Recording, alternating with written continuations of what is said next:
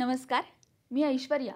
जागर नवदुर्गेचा याच्या आजच्या भागात तुम्हा सर्वांचं स्वागत करते.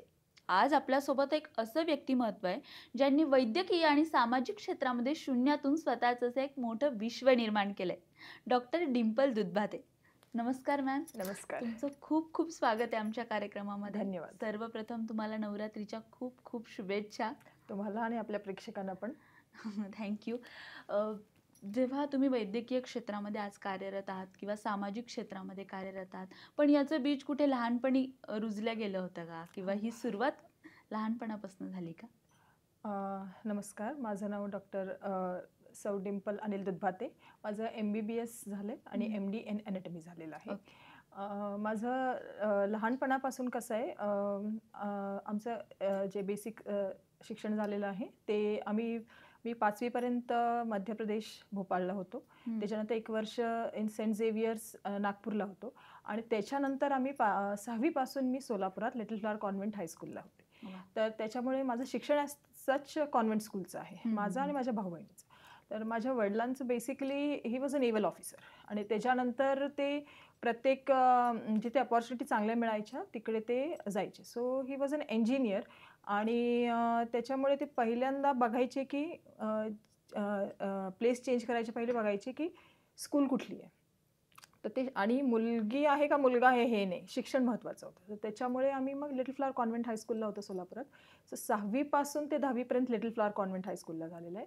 11वी-12वी माझी संगमेश्वर कॉलेज सोलापूर आणि त्याच्यानंतर मी जे माझं वैद्यकीय शिक्षण झालेलं आहे MBBS ते माझं सोलापूरमध्ये डॉक्टर वैशंपायन शासकीय महाविद्यालयामध्ये झालेलं आहे.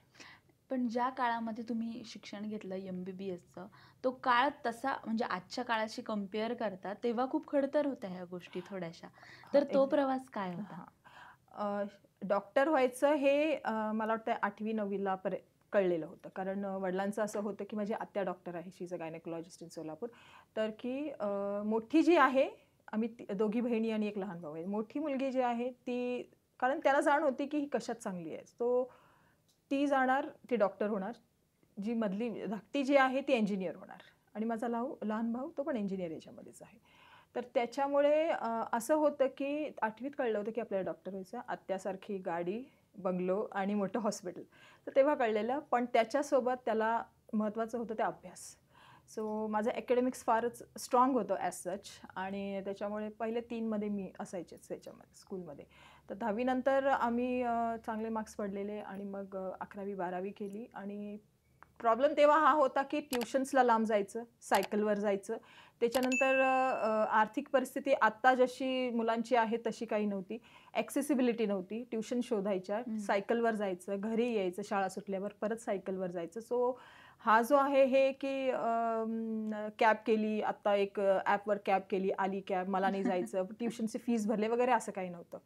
तर त्याच्यानंतर ट्युशन्सला जायचो आम्ही आणि स्वतःच फाइंड आउट करायचे कुठले ट्युशन्स आहेत, मित्र-मैत्रिणीला वगैरे बोलून.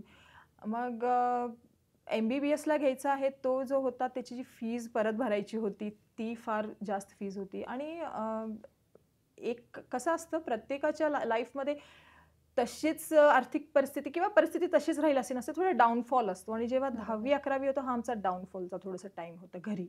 त्याच्यामुळे फार डिफिकल्ट होता तो फेज जो होता तो फारच डिफिकल्ट होता. म्हणजे म्हणजे आता पण मी फार इमोशनल होते खरंच. सो तो जो होता पण हे एक माहीत होतं की मिळालं ॲडमिशन MBBSला तर मिळवायचं आहे, पण तो आपल्याला शासकीय विद्यालयातच घ्यायचा आहे, गव्हर्नमेंट मेडिकल कॉलेज. कारण वी कुड not afford that private medical colleges. अभ्यास खूप केलेला, म्हणजे अभ्यासच केलेला फक्त. सायकल आपली जी BSLची आपली सायकल होती ती, BSL SLR आपली सायकल होती ती. त्याच्यानंतर तेच no fashion, nothing, no beauty parlours जे आता जे आहे, जे इम्पॉर्टंट आहे, नो मोबाईल वगैरे तर तेव्हा नव्हताच. साधे फोनही तेव्हा मुश्किल होतं. छोट्या-छोट्या गोष्टींसाठी स्ट्रगल खूप करावं स्ट्रगल. लागलं. पेनपासून पेपर्स असतात की नाही, ते कसे अरेंज केले होते ते आम्हालाच, म्हणजे आता ते बोलू नाही शकत आम्ही. सो पण एक होतं की ट्युशन्सचे जे टीचर्स होते ते आमची शिक्षण खूप चांगलं होतं, आमचा अभ्यास खूप चांगला होता, अकॅडमिक स्ट्राँग होतं म्हणून त्यांनी खूप मदत केलेली आम्हाला. सोलापूरचे जे AD जोशी सर वगैरे होते, की तेव्हा आम्ही त्या ट्युशन्समध्ये गेलेलो अभ्यास खूप केलेला, प्रचंड अभ्यास केलेला. माझ्या फ्रेंड्स सर्कल फार महत्त्वाचं आहे. म्हणजे मी मुलींना स्पेशली आत्ताच्या हे म्हणायचं आहे मला, की तुम्ही जे फ्रेंड सर्कल आहे, तुमचा जो मित्र-मैत्रिणी आहेत, ते कशा आहेत पहा. अकॅडमिक्सबद्दलच बोलत नाही, पण इतर पण, की तुम्हाला गोल काय आहे तुमचा, तसंच तुमचा सर्कल हवा. तरच तुम्ही पुढे बरोबर. जाल. आणि खूपच कमी अपेक्षा ठेवा. खूपच छोट्या-छोट्या गरजा स्वतः भागवा. अपेक्षा स्वतःकडनं ठेवणं स्वतःकडनं महत्त्वाचं. ठेवा. कोणतरी करेल आपल्यासाठी हो. हे ठेवू नका. तिथूनच ते सुरू होतं नाही का. घरचे संस्कार फार महत्त्वाचे. म्हणजे आपण आता म्हणतो आता आपलं नवरात्र सुरू आहे म्हणून मी सांगते तुम्हाला, की आपली 3.5 शक्तिपीठं आपल्या महाराष्ट्रात आहेत. पण मला असं वाटतं आपण जेव्हा जन्माला येतो तेव्हा सगळ्यात मोठे शक्तिपीठ आपल्या जवळच असतं, आपली आई. आई. सो माझ्यासाठी आत्ता देखील म्हणजे मी इथे येण्यापूर्वी पण मी आईला कॉल केला होता. आईचा कॉल आला होता, की व्यवस्थित बोल जाऊन. मी म्हणलं आईला, "नाही, परीक्षा थोडीच आहे ना." पण आई म्हटली, "नाही, पण आहे ना काहीतरी तुझ्यासाठी आहे मी." सो हे जे आहे हे मला तेव्हापासून आहे. सो माझ्यासाठी पहिलं जे शक्तिपीठ आहे ते माझी आई आहे. तिथूनच मला ती एक नाही का आई आहे हे फार हे आहे. आई आहे. हेच खूप हे आधार खूप देऊन जाते. आधार आहे. म्हणजे आई आपण म्हणतो मी अंबाबाईला मानते, तुळजापूरची देवी आमची कुलदैवत आहे. त्याच्यापेक्षाही वरचं स्थान मला माझी आई आहे, की ते माझ्यासाठी मला ते पहिलं शक्तिपीठ आहे. बरोबर. तिथून जी ऊर्जा मिळते, शक्ती मिळते, ती मला प्रत्येक मुलीला मिळते ती. आणि प्रत्येक मुलीला मला वाटते आईचे जे सांगते ते थोडंसं वाईट वाटतं सुरुवातीला आपल्याला, जेव्हा आपण लहान असतो. स्पेशली आपली ॲडॉलसंट एज जी असते तेव्हा, टीनेजर असतो तेव्हा. पण ते फार महत्त्वाचं आहे. ते जे बोलतायत त्याच्यावर चालणं हे फार महत्त्वाचं आहे. सर तेव्हापासूनचा जो प्रवास चालू झाला होता तो, त्याच्यानंतर ॲडमिशन्स मला मिळणार गव्हर्नमेंटमध्ये हे नक्की होतं आणि मिळालं ते. फर्स्ट अटेम्प्टमध्ये मला doctor V. M. Medical college सोलापूरचं मिळालं होतं. तर फीज जी होती ती ₹200 असे काहीतरी फीजच्या रिसीट मी ठेवलेल्या आहेत अजून. बघायला की अरे आपण कशातून वर आलोय. बरोबर. ₹200 आता आपल्याला वाटत नाही, पण ₹200 मी अजून ठेवलेले आहेत. ते सगळे रिसीट आहेत माझ्याकडे. सो फक्त ₹200 फीज होती. फीज ₹200 होती, पण 200% पेक्षा जास्त मी मेहनत माझ्या त्या ॲडमिशनसाठी केली होती, की घरून. आणि माझं घर होतं सोलापूरला. आम्ही सोलापुरात राहायचो. For 17 years we had been Solapur. तर मी घरून करायची ते. कारण माझं अजून एक हे होतं, की जर ॲडमिशन घरातून घेतली तर तो खर्च कमी होईल. बरोबर. हॉस्टेलला खर्च द्यायचा कुठला. सो आय वॉज ब्लेस्ड म्हणण्यापेक्षा माझ्या आईची साथ होती, माझ्या आईवडिलांची साथ होती. आणि स्वतः ते एक असतं, की नाही आपल्याला या याच्यातून स्वतः पण बाहेर निघायचं आहे, आपल्या घरच्यांना पण बाहेर निघायचं आहे. कुठेतरी आजूबाजूची परिस्थिती आपल्याला समजूतदार बनवते आजूबाजूची सगळी परिस्थिती. आणि जेव्हा तुम्ही बाई म्हणूनच नाही, जेव्हा तुम्ही माणूस म्हणून एक पाऊल पुढे टाकता तेव्हा समाजातली खूप घटकं असतात जे तुम्हाला मदत करायला पुढे येतात. बरोबर. तुम्हाला ते पण तुम्ही तो पहिला जो पाऊल आहे नाही का, ते स्वतःचं. तो तुम्ही टाकायला लागतो. खडतर असतो पण तुम्ही टाकायला लागतो. बरोबर. पण हे सगळं शिक्षण लग्नाआधीच पूर्ण झालं की लग्नानंतर नाही, पूर्ण MBBS माझं झालं होतं. हम्म. MBBS झाल्यानंतर माझे वडील थोडे आजारी होते. मला वाटतं लास्ट फायनल इयरच्या नंतर वगैरे काहीतरी. तर आजारी होते and he was suffering from diabetes, type 2 diabetes. आणि शुगर वगैरे तपासली नाही. तो झाला तो टाईम आणि ॲडमिट होते इन सोलापूर फॉर 1 मंथ.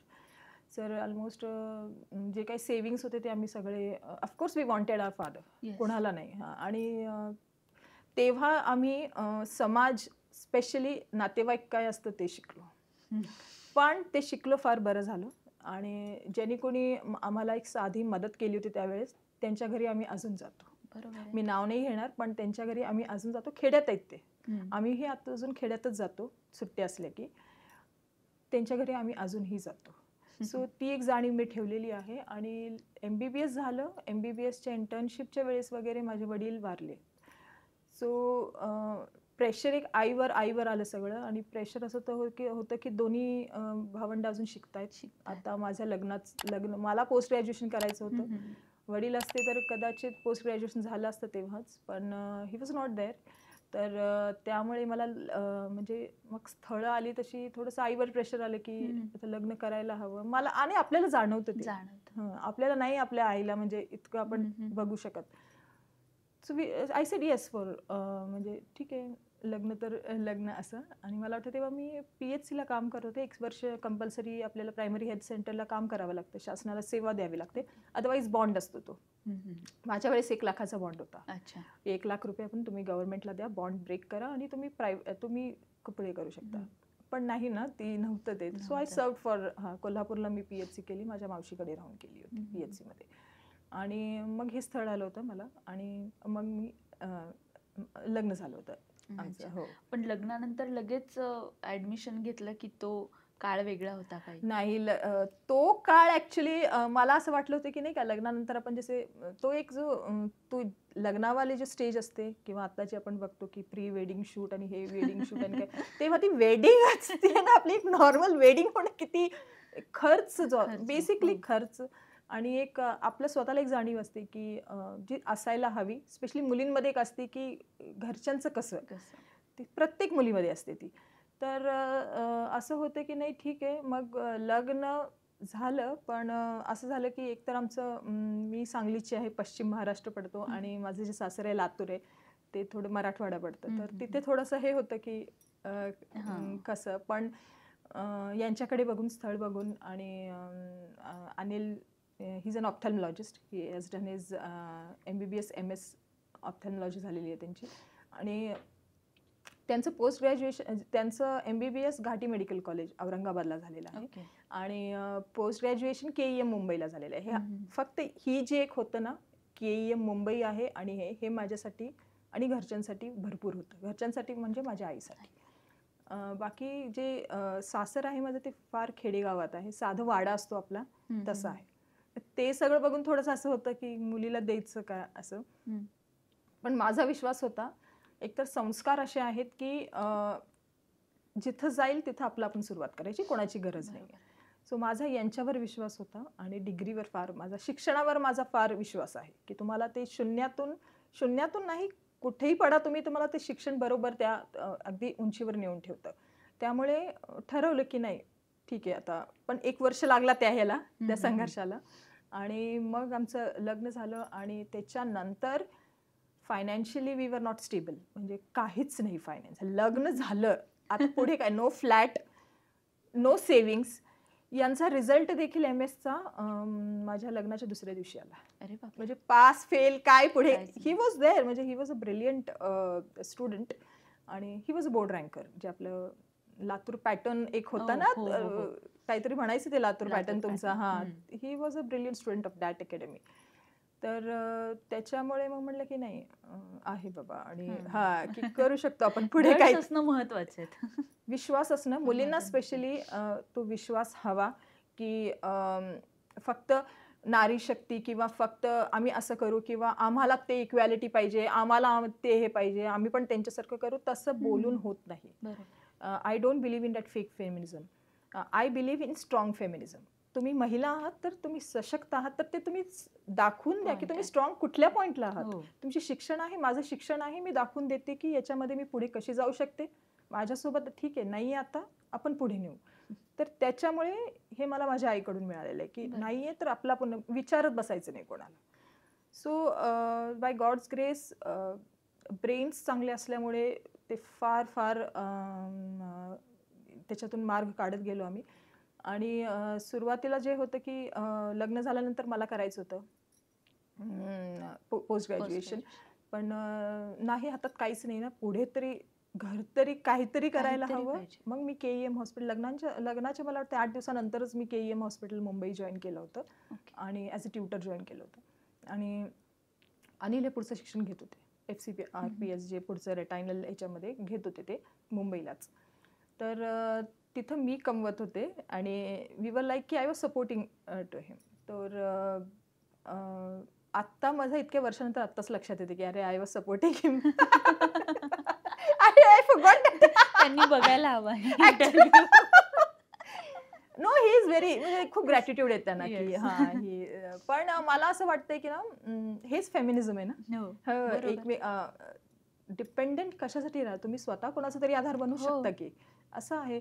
त्याच्यामुळे पण हे शोधत होते, शिक्षण झाल्यानंतर एक 8-9 महिन्या झाल्यानंतर शोधत होते कुठे बघायचं.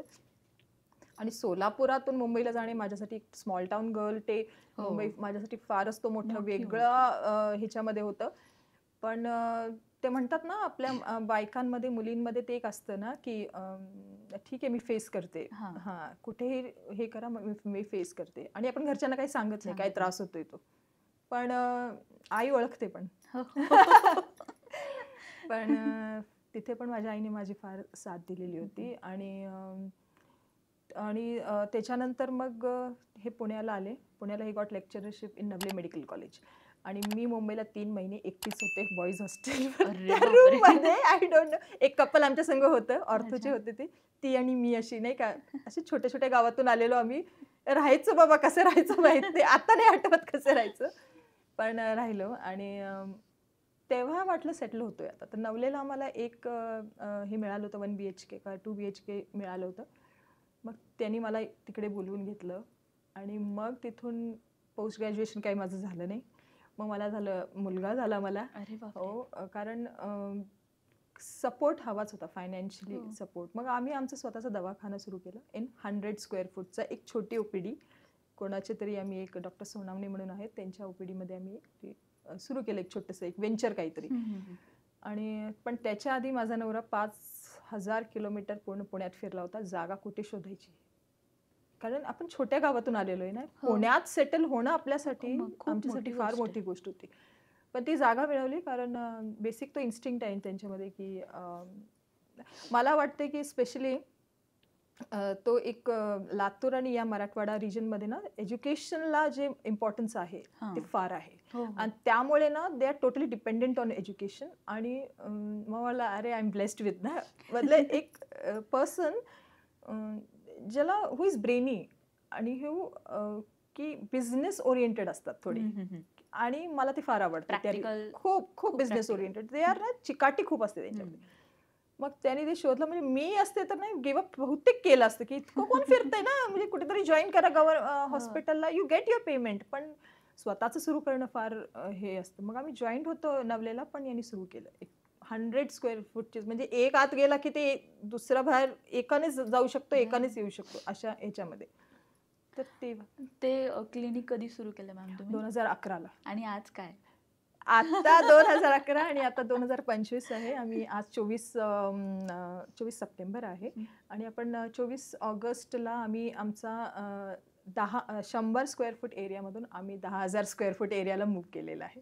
सो हा जो आहे म्हणजे किती टाइम्स ना, तर तो जो आहे तो प्रवास दिसताना फार छान दिसतं. हॉस्पिटल 4 मजली आहे आणि पण त्याच्या मागे त्याचं फाउंडेशन काय आहे हे आम्हालाच माहिती आणि आमच्या जवळच्या लोकांनाच माहिती ते. पण फारच म्हणजे रंजक म्हणण्यापेक्षा फार खडतर आणि फार अवघड असतो तो प्रवास. आणि मला असं वाटतं हा जो प्रवास असतो हा कसं आहे, आता माझ्या नवऱ्याने ठरवलं होतं की आता पुढे पाऊल टाकायचं आणि मोठ्या ह्याच्यातच जायचं आहे. मधला जो टाईम होता की करत होतो आम्ही, पुढे पुढे जात होतो.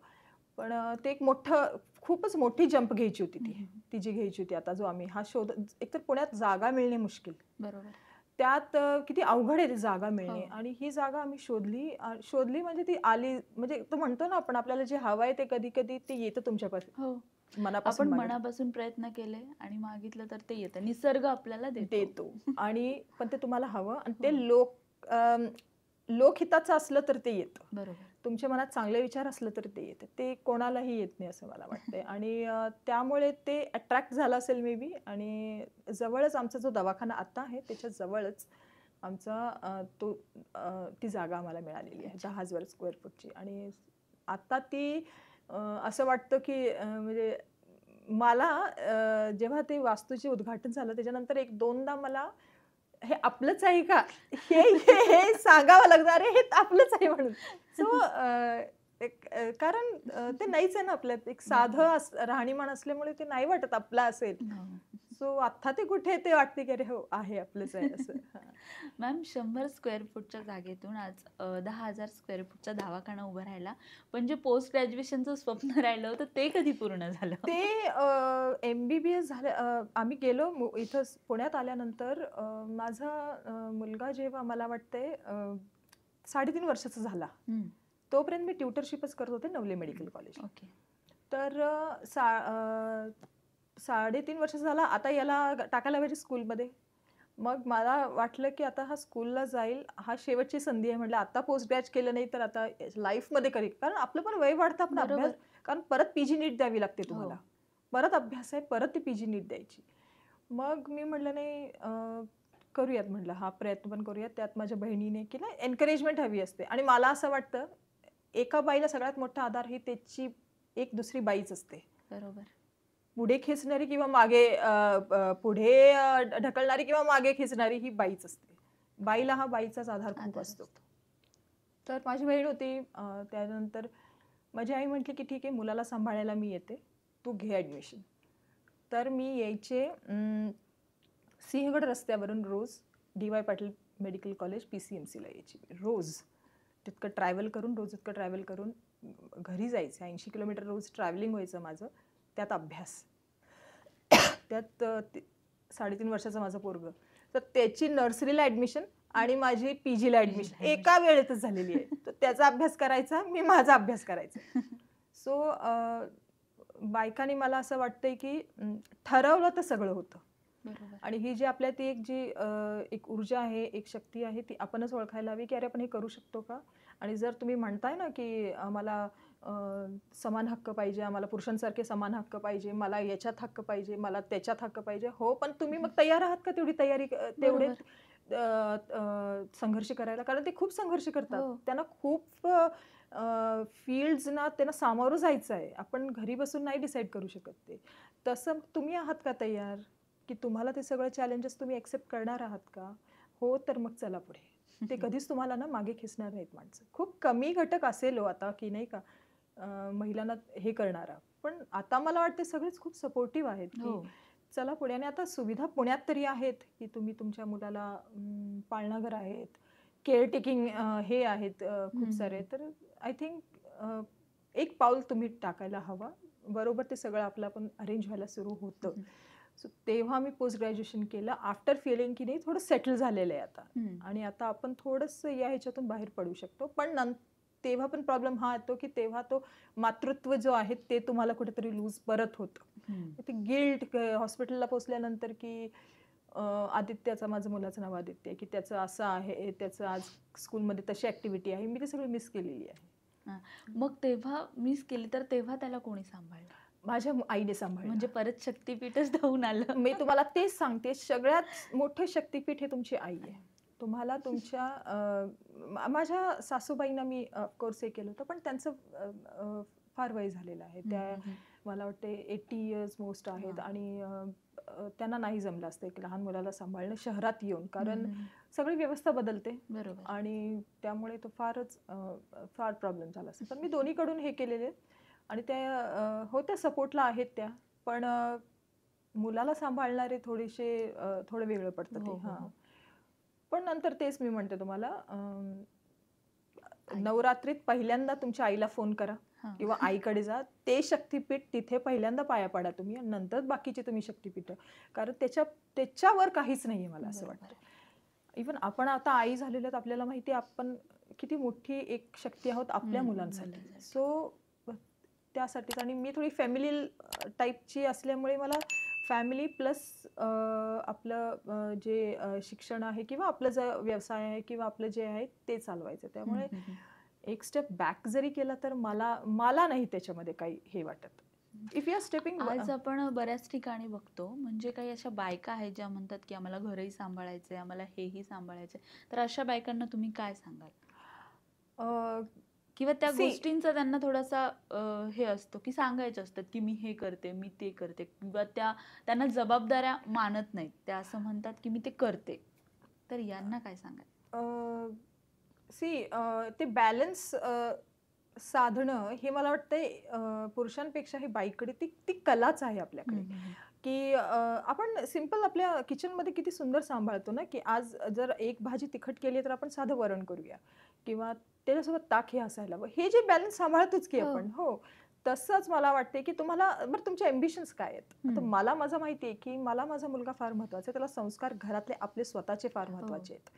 तर ते देण्यासाठी मला कुठेतरी माझे जे ॲम्बिशन्स आहेत त्याला थोडीशी मुरड घालावीच लागेल की. बरोबर. पण त्याच्या बदल्यामध्ये मला काय मिळतंय, माझा मुलगा म्हणजे मी त्याच्यासोबत राहतेय आणि हम्म. त्याला मोठं होताना पाहतेय मी, हे माझ्यासाठी सगळ्यात मोठं हे आहे. मी नेहमी म्हणते की माझ्या नवऱ्याने जो दवाखाना उभा केलाय, एक छोट्यापासून मोठ्या 100 स्क्वेअर फूट पासून ते 10,000 स्क्वेअर फूट, ते त्याने मुलासारखा तो मोठा केलाय. आणि आता ते मूल इतकं मोठं झालंय की ते म्हणजे इतकं देखणं आहे ना, म्हणजे किती बरं वाटतं त्याच्याकडे बघून. तसं मी माझ्या मुलाला मोठं करतेय ना. मी बरोबर. माझ्या मुलाला आता छोटं आहे, अजून जेव्हा मोठं होईल तेव्हा ते किती देखणं, किती मोठा होईल तो. सो याच्यात मी फार आनंद मानते. सो तो आनंद मानण्यात आहे की ना, प्रत्येक गोष्ट कॉम्पिटिशन स्पर्धेसाठी नका करू ना, की माझा नवरा असं पुढे जातोय, बाहेर जातोय म्हणून मी पण पडते, नाही. तो बॅलन्स तुम्हाला काय हवंय ते बघा. तुम्हाला मेंटल पीस हवाय, तुम्हाला तुमचं मूल हवंय, तुम्हाला ते सणवार हवेत, फॅमिली हवी, काय हवं. प्रत्येक या दगडावर पण त्या दगडावर पण पाय ठेवता नाही येणार तुम्हाला. सो तुम्ही आणि बाई आहात तर ते तुम्हाला ते असतंच हो, ते की ना तुम्हाला काय हवं ते क्लिअर कळायला हवं. स्पर्धा करू नका, बरोबर. ईर्ष्या करू नका, नाही का, की त्याला ते करतायत, सॅटर्डे संडे फिरायला जात आहेत, ते पार्टीजला जात आहेत, आम्ही पण नसतं ते तसं. दॅट इज द फेमिनिझम म्हणतो ना आपण, फेक फेमिनिझम सॉर्ट ऑफ आलेलं आहे. ते थोडंसं बॅलन्स करा. आता तुम्ही जे म्हणालात की 10,000 स्क्वेअर फूटचं एक देखणं मूल उभं आहे, पण ते सांभाळताना फार हे होते, तर ते कसं सांभाळता किंवा एवढा स्टाफ, तर काय म्हणजे काय कसं रन होतं हॉस्पिटल? हॉस्पिटल आमचं सिंहगड रोड आहे आणि प्राईम लोकेशनवर आहे अगदी. आणि त्याच्यामध्ये 4 स्टोरी बिल्डिंग आहे. Exclusive, one of its kind I hospital in Pune. आणि माझ्या नवऱ्याने, म्हणजे मी अनिलचं नाव सारखं घेते कारण माझ्यासाठी फार प्राईडची गोष्ट आहे ती. म्हणजे कसं म्हणतो ना आपण, शिव पार्वती दोन्ही म्हणतो तसं. He is there so she is there, vice versa. तर ते सांभाळायला he is very good at administration and management. भयंकर, म्हणजे मी तेच म्हणते ना, ते बिझनेस काइंड ऑफ ॲटिट्यूड पहिल्यापासून आहे की कसं मॅनेज करायचं. आणि याच्यासाठी त्यांनी MBBS करताना वगैरेच ती खूप सारी वाचन केलेलं, खूप पुस्तकांचं वाचन केलं. चाणक्य अँड ऑल हे इन्स्पिरेशन आहेत त्यांचे. तर त्याच्यामुळे 4 मजली दवाखाना आहे आमचा आणि खूपच एक्सक्लुझिव्ह आणि खूपच छोट्या छोट्या गोष्टी आम्ही त्यात घेतलेल्या आहेत.